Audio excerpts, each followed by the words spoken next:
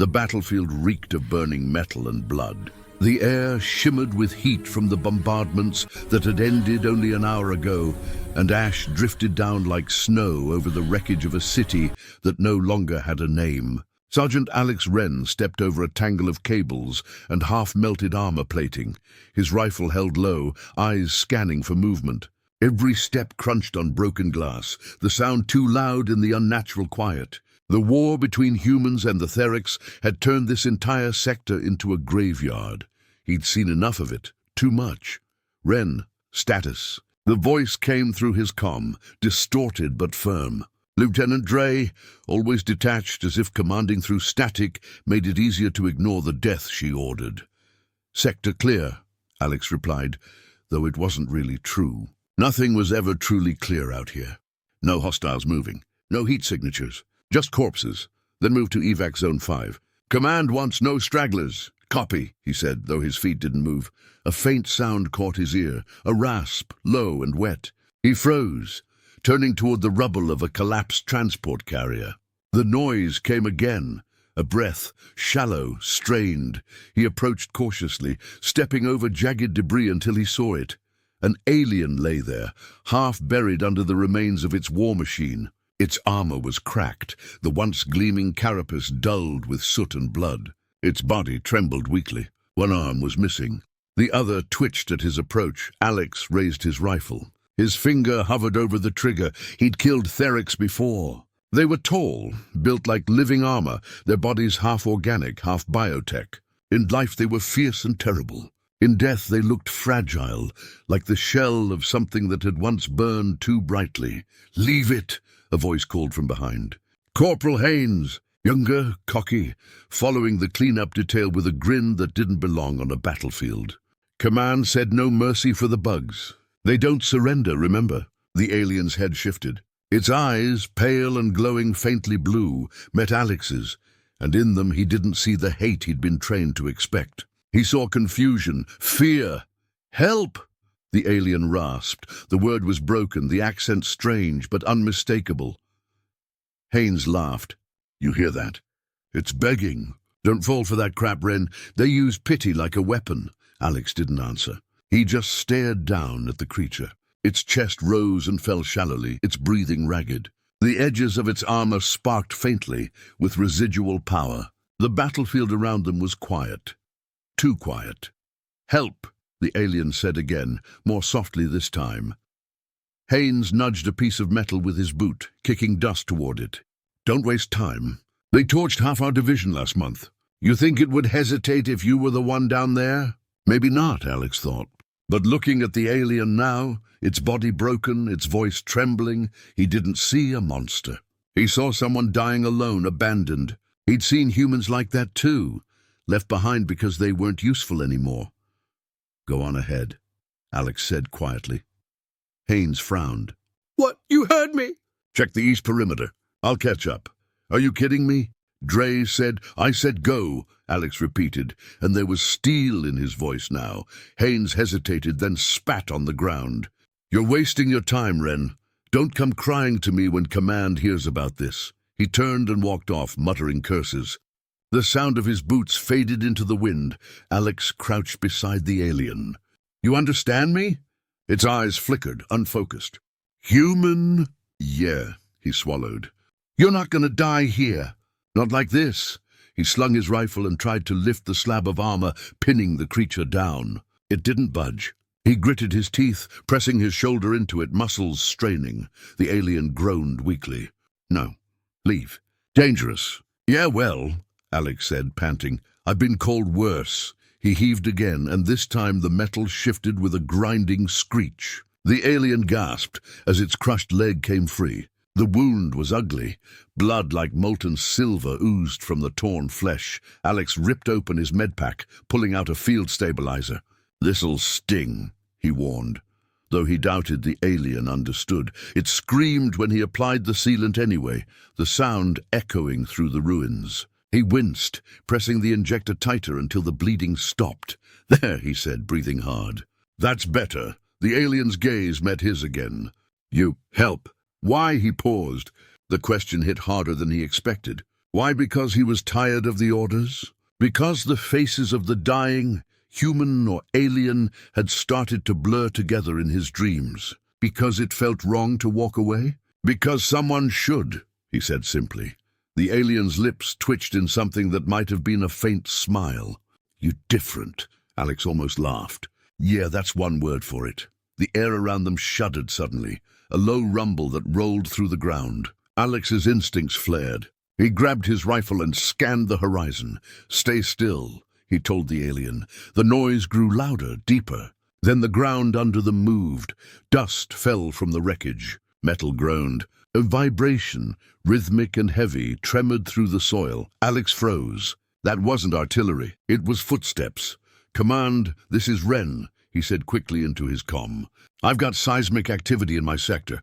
Possible enemy heavy—" The rest of his sentence was swallowed by a deafening roar. The debris exploded upward as a massive shadow rose behind him. The wreckage wasn't just debris, it was the upper hull of a downed Therix war construct, still alive, still powered. Its damaged limbs dragged against the ground as its core eye burned to life. The machine let out a scream that rattled his teeth.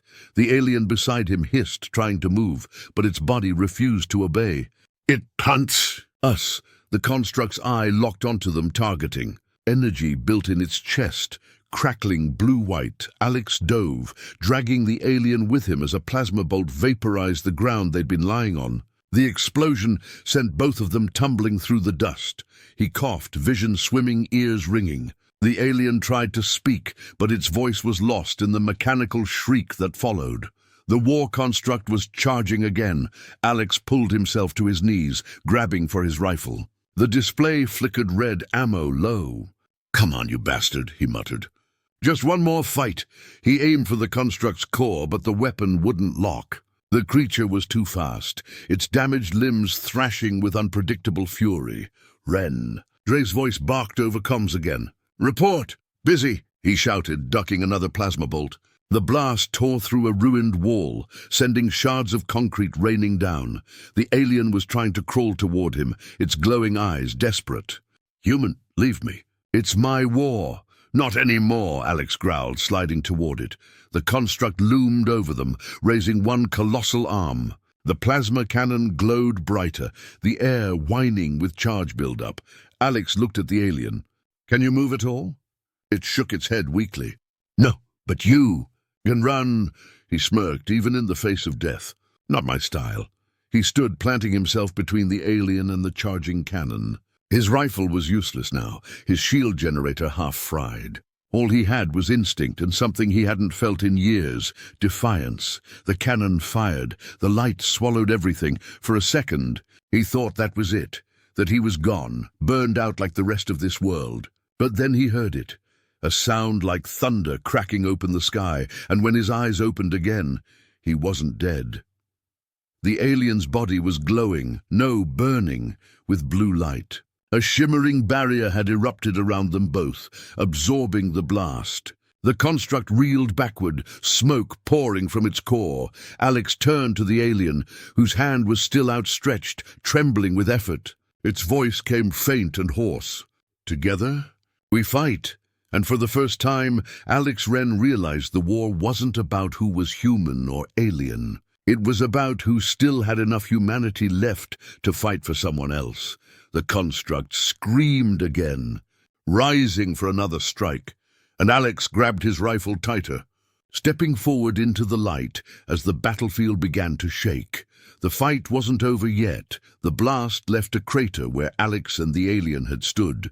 Smoke boiled upward, swallowing the sky, and the thunder of falling debris filled the air. For a few long seconds, there was no movement, only the soft hiss of burning metal cooling in the ruins. Then from under the shattered remains of the ground, a faint blue glow flickered. Alex coughed hard, dust coating his lungs. He blinked through the haze, realizing he was lying inside what had once been the belly of the collapsed bunker. His ears rang so badly that he couldn't tell if the world was still shaking or if it was just his heartbeat pounding inside his skull. He turned his head and saw the alien sprawled beside him, still alive but motionless, its chest plate cracked and smoking. The faint blue light came from its body, pulsing with each weak breath. Alex forced himself upright, wincing as pain shot through his ribs. "You still with me?" he rasped, his voice rough and low. The alien stirred slightly, its eyelids fluttering. "We fell." He let out a short, humorless laugh. "Yeah, you could say that." He reached for his helmet, finding it half crushed. He tore off what was left and tossed it aside. The air was thick, damp and foul, but it was better than breathing through broken filters. The alien tried to move, but its paralyzed limbs refused to respond. Its fingers twitched, nothing more. I can't feel my legs," it said weakly. "You took the full hit," Alex said, scanning its armor. "That shield you threw up. If you hadn't done that, we'd both be vapor." It let out a strained, almost bitter laugh that ended in a cough. "Perhaps I should have let it happen," Alex frowned. "Don't say that." "You saved us both," he checked his medpack. Half of it was destroyed. He had 2 stims left and a patch kit. He grabbed the first stim and injected it into the alien's neck port. The creature shuddered violently, its eyes flaring bright for an instant before settling again. "That'll keep your vitals stable," Alex said. "At least for now." The alien looked at him with something close to confusion. "You shouldn't be here. Your kind would not waste time saving mine," Alex shrugged, sitting against a piece of wreckage. "My kind does a lot of things it shouldn't. I stopped trying to be part of that years ago." He could feel the faint tremor of footsteps far above them. The construct was still moving. Its heavy metallic groans carried through the earth like distant thunder. The alien's voice dropped to a whisper. "You should leave me." He turned his head sharply. "Not happening. It hunts for me. You stay, you die. Then I guess we're both stubborn." For a long time neither spoke. The only sounds were the faint hum of the alien's failing power core and the slow, rhythmic drip of water from the cracked pipes above. Alex finally broke the silence. "What's your name?" The alien hesitated. "Names do not translate. Try me." It seemed to think for a moment, then said softly, "Zyron." "All right, Zyron," Alex said, adjusting his rifle. "Here's the deal. I don't leave soldiers behind, human or not. You're still breathing, so we're getting out of here. You would defy your own command." "For me," he gave a dry smile. "Wouldn't be the first time." A deep metallic roar rolled through the bunker, louder now. Dust rained from the ceiling. The construct had found them again. Alex cursed under his breath. "Can you use that power thing you did before?" he asked quickly. Zyron shook his head faintly. "My energy reserves are gone. The barrier burned everything." "Then we improvise," Alex muttered, scanning the wreckage for anything usable. His eyes caught a glint of metal, a half-buried shock charge, probably dropped by one of the retreating squads. He crawled toward it, yanking it free. The detonator light still blinked weakly. He looked up through the cracks in the ceiling. "We blow a hole out of here before that thing buries us alive." Zyron's breathing was shallow, his voice hoarse. "You would use human explosives." "On Therix alloy. It won't work." "Maybe not," Alex said, priming the charge. "But it'll make a distraction." The alien managed a weak smirk. "You are either brave or foolish, usually both." He planted the charge near the weakest point in the debris and dragged Zyron back a few meters. "Cover your ears." "Well, whatever you've got that's close to ears." The explosion thundered through the bunker. Fire and dust filled the space, and for a heartbeat Alex thought it hadn't worked. Then a shaft of light broke through the smoke, a hole leading up toward the surface. He turned back to Zyron. "Guess we're going up." The alien's voice was little more than a whisper. "I can't move." "Leave me." "Not a chance," Alex said. He slung his rifle, braced his boots, and hooked his arms under Zyron's shoulders. The alien was heavy, far denser than any human, but adrenaline burned through his muscles, and somehow he lifted. Step by step, he climbed through the hole, boots slipping on jagged metal, the heat from the explosion searing through his uniform. Every muscle screamed, but he didn't stop. When they broke through the surface, the world outside was worse than before. The sky was red with smoke and lightning. The construct stood at the far edge of the ruins, scanning, its damaged limbs dragging through the debris. Alex ducked behind a slab of concrete, lowering Zyron carefully. The alien's breathing was shallow now, almost imperceptible. "Stay awake," Alex whispered. "We're not done yet." Zyron's eyes flickered open. "Why?" "What?" "Why fight for something that isn't yours?" Alex stared out at the wasteland, watching the massive machine lumber through the wreckage. "Because I've seen what happens when nobody does." He glanced back at Zyron. "I used to think it was simple. Orders, enemies, victory. But every time I pulled the trigger, it got harder to tell who the monsters were." Zyron's lips curved faintly. "And now you save one of them." "Yeah," Alex said quietly. "Maybe that's how I balance the scales." The construct's head swiveled suddenly, locking onto their position. Its core eye flared bright red. "Damn it," Alex hissed. "It's got us." He fired a flare into the sky, drawing its attention away from Zyron's body. The machine roared and pivoted toward the flash. Alex took the moment to move, dragging Zyron again toward a nearby trench line that led deeper into the ruins. Every step was agony. Every second, the sound of the machine grew closer. Its plasma cannon hummed, charging another shot. Alex glanced at the alien's pale face. "Hey, you still with me?" Zyron blinked weakly. "You'll die for nothing." "Let me decide that." He stumbled into the trench, rolling the alien behind an overturned transport hull, just as the ground exploded where they'd stood seconds before. The shockwave knocked him off his feet. The world went white, then black. When he came to, his ears were ringing again, but the machine's roar was fading into the distance. Somehow, miraculously, it was leaving. He sat up, coughing, and turned to Zyron. The alien's chest was still rising, barely. "You're tougher than you look," Alex said.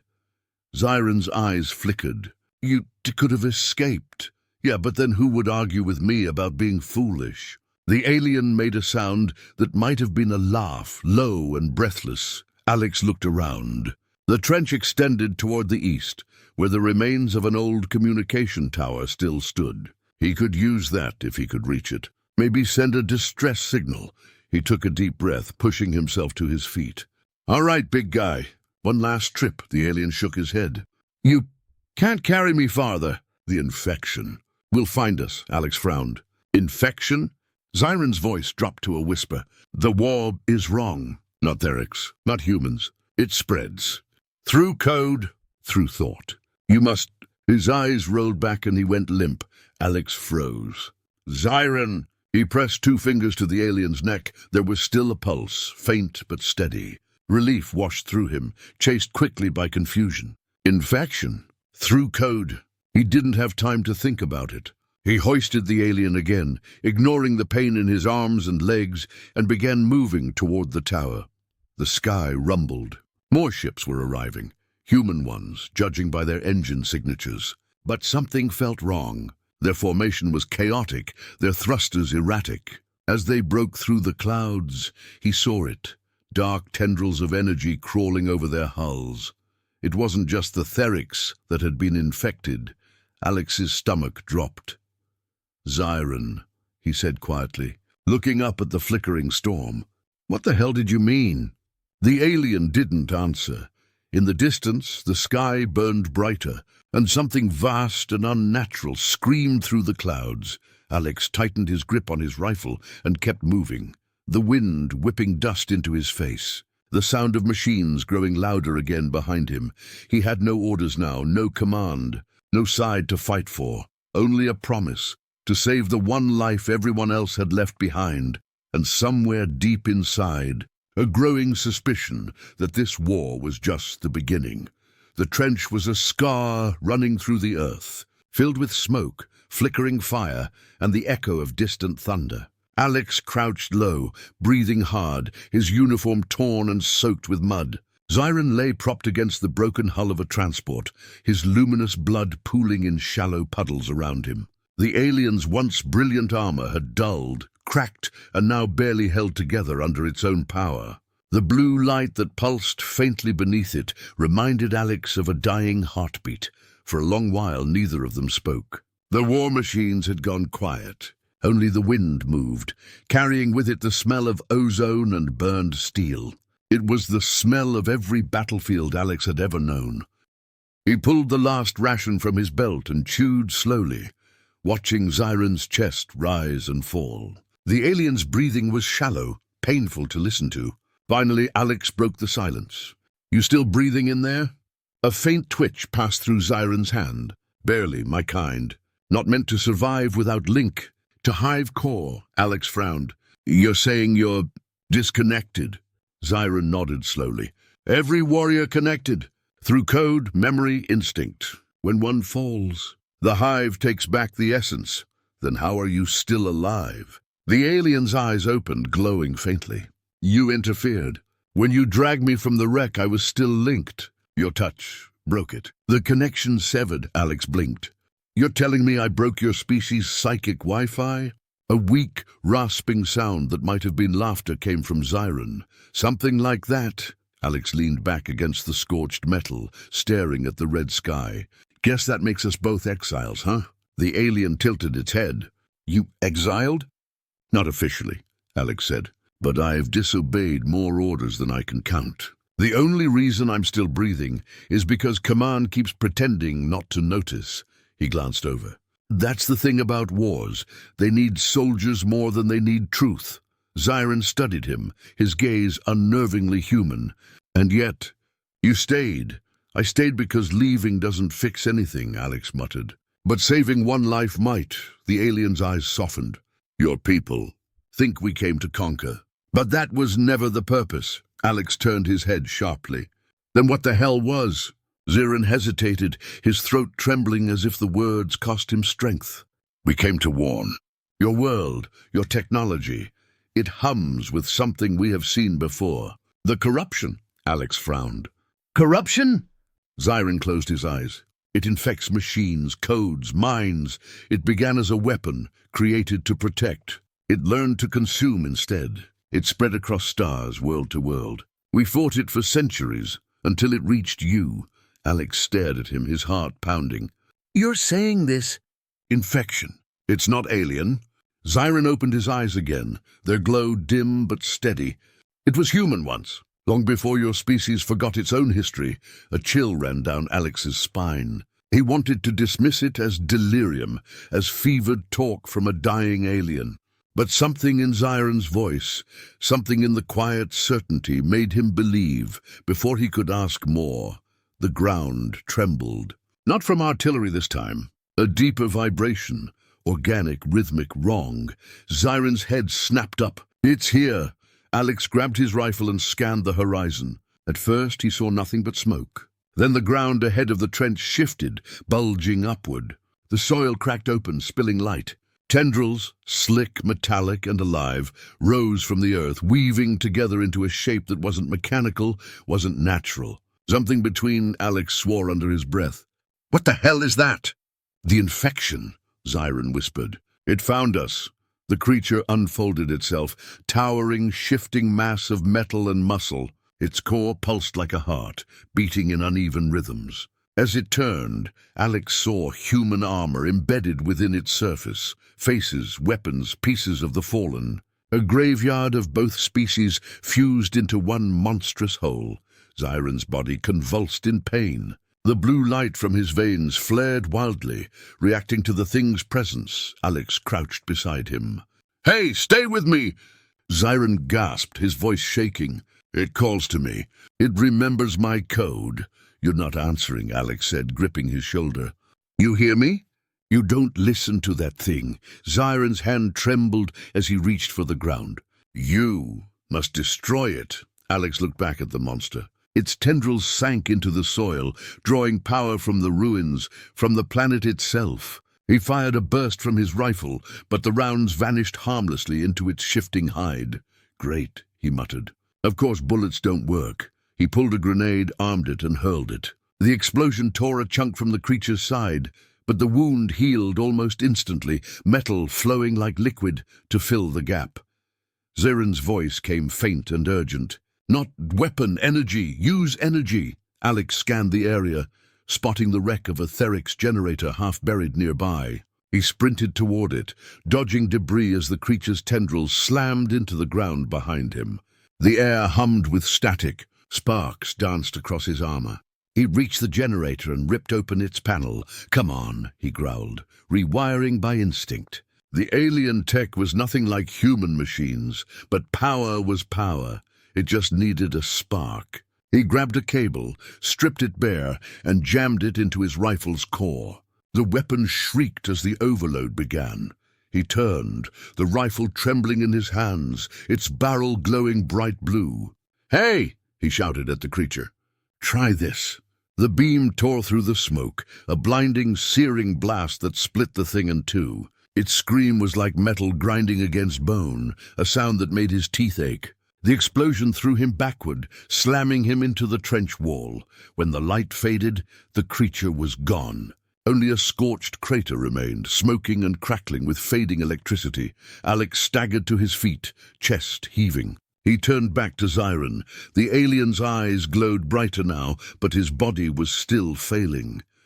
"You did it," Zyron whispered. "We did it," Alex said. He crouched beside him again. "Now you rest, yeah? You're gonna need your strength." Zyron shook his head. "No time. That was only a fragment. The core remains. Deeper," Alex frowned. "The core!" Zyron's gaze turned distant, as if seeing something far away. "The infection nests beneath this world. It consumes everything above. When both sides, human and Therics, fought here, it fed on us. Grew strong. The war wasn't its cause. It was its cover." Alex felt his stomach twist. "Then we've been helping it this whole time." "Yes," Zyron said softly. "And now it grows too fast to contain." The wind picked up, carrying a low hum through the trenches. A vibration that wasn't just sound, but feeling, like something massive stirring beneath the earth.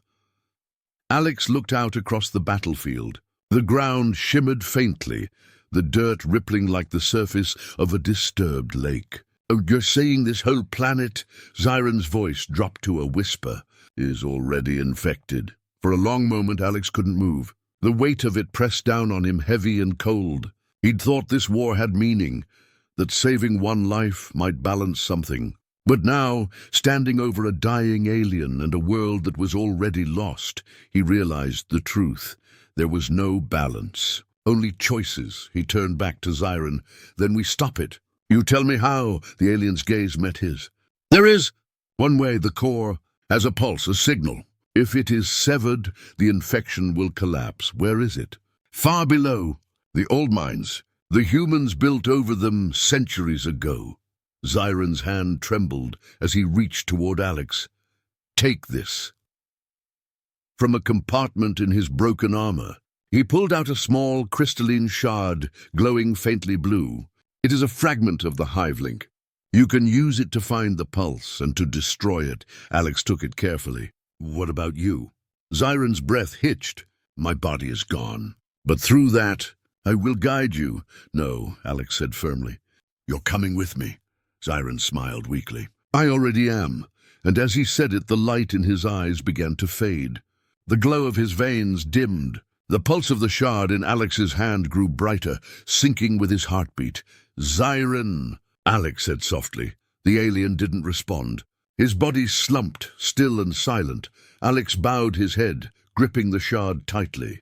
Around him, the wind carried faint whispers, like static woven with voices. It wasn't just the air. It was the infection, alive, aware, listening. He looked up at the horizon where the sky pulsed with distant fire. Somewhere beneath all that ruin, something ancient and human-born waited. He wiped the grime from his face and stood. "All right," he muttered. "Let's finish this." The shard pulsed again in answer, glowing brighter with every step he took toward the ruins that led below. And as the earth trembled, as the world seemed to hold its breath, the voice of Zyron, no longer from his body but from the crystal itself, whispered through the static, "Hurry, human. The core is waking." The descent felt endless. The deeper Alex went, the more the world above seemed to fade away. The air thickened, the light dimmed, and even the weight of his own heartbeat seemed distant. He followed the faint blue glow of the shard Zyron had given him, its pulse synchronizing with his every breath. The tunnels were ancient, carved by machines long dead. The walls shimmered faintly, as if veins of metal ran just beneath the stone. He could feel a hum in them, a rhythm that wasn't natural. It was the same sound he'd heard in the trench, the sound of the infection. Every step echoed like a whisper. He moved cautiously, rifle raised, though he wasn't sure bullets meant anything anymore. The shard's glow reflected off the surfaces around him, revealing markings he couldn't read, symbols that looked both human and alien. He realized with a chill that they blended together seamlessly, as if someone or something had merged two languages into one. "Zyron," he murmured quietly, his voice breaking the heavy silence. "You still with me?" The shard pulsed once, faintly, and a whisper touched the edge of his mind. "Always," Alex exhaled. It wasn't exactly comforting, hearing the alien's voice inside his head, but it was better than the silence. "You said the core was below the mines. How far down are we talking?" The voice responded softly. "Close." The infection's pulse grows stronger. "Do you feel it?" He did. The vibration was deeper now, resonating through the soles of his boots, through his chest. The entire tunnel seemed alive. The temperature dropped as he went further, his breath fogging in front of him. The walls started to pulse with faint red veins, glowing and fading in rhythm with the vibration. The sight made his stomach twist. "This place is wrong," he muttered. "It feels like it's breathing." "It is," Zyron's voice said quietly. "The infection grows by mimicking life. It consumes the dead, learns from them, and becomes what it kills. This planet's heartbeat is no longer its own." Alex clenched his jaw. "Then we stop it before it spreads." He moved faster, descending through a narrow shaft that opened into a massive cavern. The space was enormous, so vast he couldn't see the ceiling. In the center, suspended by thick tendrils of metallic sinew, was a colossal sphere. It pulsed like a heart, each beat shaking the cavern slightly. Streams of molten light flowed into it from every direction, feeding it. Alex crouched behind a broken pillar, staring. "That's the core." "Yes." Zyron's voice was faint, reverent, and horrified all at once. "It feeds on memory, on code, on war. Every death above gives it strength. It must be destroyed completely, or it will rebuild." Alex examined the scene. There were smaller creatures moving around the sphere, half machine, half organic horrors, shaped from scavenged parts of humans and Therics alike. They walked on all fours, eyes glowing red, their bodies twisting unnaturally. The infection had given them purpose, to guard. "How do we kill something like that?" He whispered. "The shard," Zyron said. "It's not just a key, it's a catalyst. It can overload the signal, but you must reach the center." He looked at the horde around the sphere. "Right, just walk into hell. Easy enough?" "You're not alone," the alien's voice said, a faint warmth in the tone. "Remember, the flame is shared." Alex gripped the shard tighter. "Then let's make it burn." He moved from cover to cover, keeping low, timing his steps with the hum of the core. The creatures didn't see him yet. He reached the base of a large metallic bridge that stretched out toward the sphere. The heat was oppressive here, waves of energy washing off the core like radiation. The air itself shimmered. He took a deep breath, then began to climb. The first creature noticed him halfway across. It turned, its head snapping unnaturally, red light flaring in its eyes. It let out a mechanical shriek and lunged. Alex fired, 3 precise shots, the rounds sparking off its chest. The thing stumbled but didn't fall. He fired again, aiming for the head. The creature exploded in a spray of molten flesh and metal. The others reacted instantly. The hum of the core rose in pitch, and dozens of glowing eyes turned toward him. "Well," he muttered, "subtlety's overrated." He ran, sprinting across the bridge as the monsters swarmed. His rifle barked, each shot echoing through the cavern. The air filled with screams, mechanical, inhuman. He ducked under a swinging limb, kicked another creature off the bridge, and dove forward, rolling behind a metal ridge. The shard in his hand flared brightly. Zyron's voice shouted in his head, "Alex, now! The pulse is open!" He stood, aiming the shard toward the core. The light within it connected, literally, to the sphere ahead. A beam of blue energy lanced from his hand into the massive heart. The reaction was immediate. The entire cavern screamed as the tendrils snapped taut.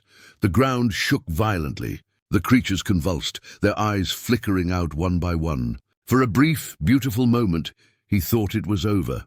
Then the core spoke, not in words, not in sound, but in thought. 1,000 voices poured into his head at once, human and alien, and something else entirely. We are memory. We are survival. You are part of us now. Alex stumbled back, clutching his head. The shard vibrated violently, burning his hand. "Zyron," he shouted. "It's fighting me! You must hold it. It will try to take you."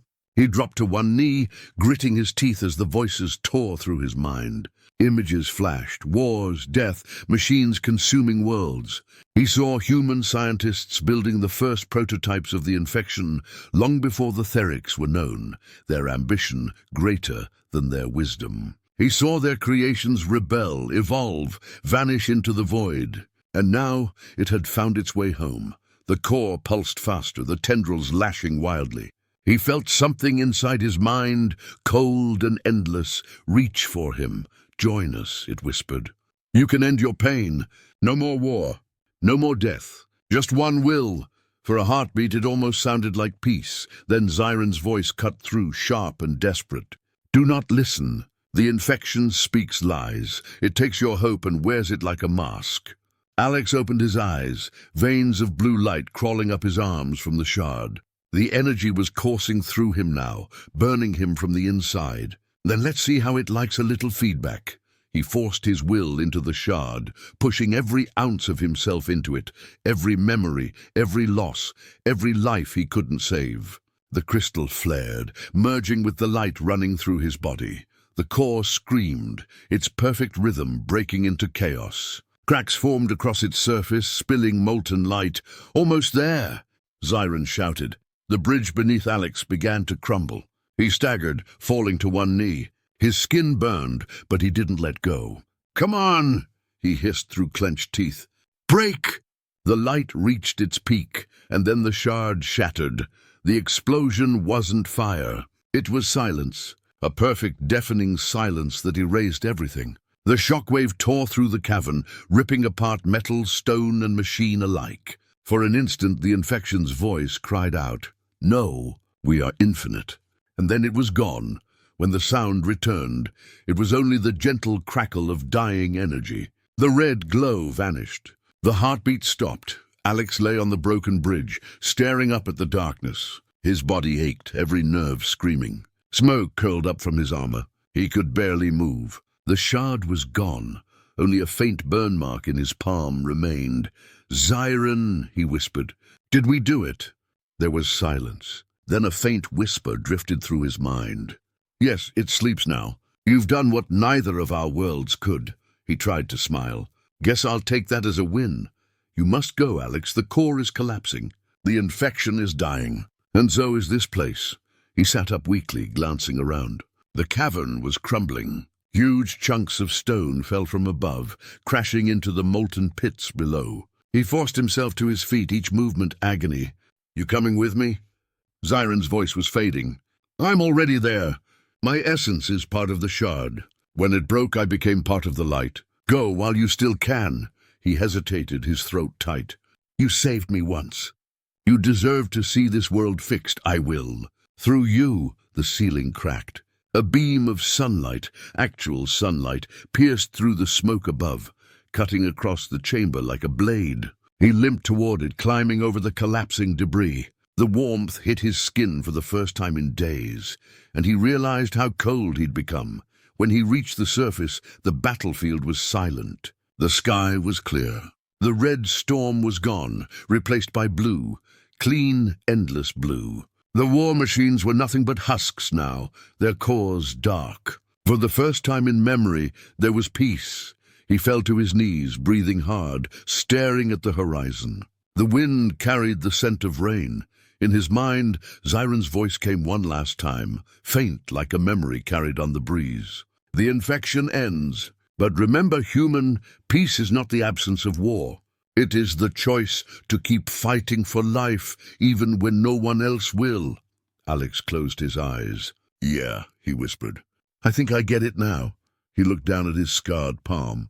The faintest glimmer of blue light still pulsed beneath the skin, a reminder, and as he stood, the world silent around him, he realized the war had never really been between species. It had been between the parts of them that could destroy, and the parts that still remembered how to save. Somewhere, far beneath the surface, the infection's remnants slumbered, sealed by his will and Xiron's sacrifice. But in the shifting wind, just for a moment, he thought he heard a voice whisper, faint, grateful, eternal. "Thank you, Alex." He smiled, shouldered his rifle, and began walking toward the distant sunrise. Behind him, the world healed, and the soldier who refused to leave a dying enemy behind became the man who saved two species from themselves.